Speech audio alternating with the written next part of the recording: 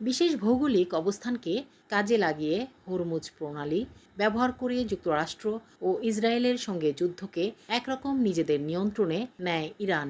এতে বিশ্ববাজারে তেলের দাম আকাশচুম্বী হয়ে পড়ে।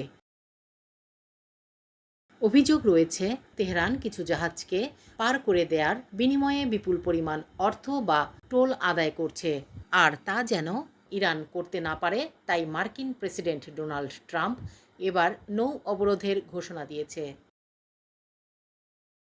ট্রাম্পের এই নৌ অবরোধের মূল উদ্দেশ্য হল ইরানের আয়ের এই বড় উৎসটি বন্ধ করে দেয়া।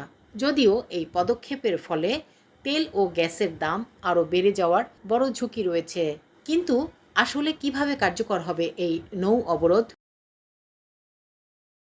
মার্কিন নৌবাহিনীর ২০২২ সালের এক নির্দেশিকা অনুযায়ী নৌ অবরোধ হল এমন এক সামরিক অভিযান যার মাধ্যমে শত্রু বা নিরপেক্ষ যে কোনো দেশের জাহাজ ও বিমানকে কোনো শত্রু দেশের বন্দর, বিমান ঘাঁটি বা উপকূলীয় এলাকায় প্রবেশ করতে বা সেখান থেকে বের হতে বাধা দেয়া হয়। খুব দ্রুতই কার্যকর করা হবে এই নৌ অবরোধ বলে জানান ট্রাম্প। ট্রাম্প হুঁশিয়ারি দিয়ে বলেছেন, ইরানের জাহাজ প্রথম এই অবরোধে আক্রমণ করতে এলে ধ্বংস করে দেয়া হবে। অভিযান সফল করতে যুক্তরাষ্ট্রের ১৫টির বেশি যুদ্ধ জাহাজ সেখানে মোতায়েন করা হয়েছে।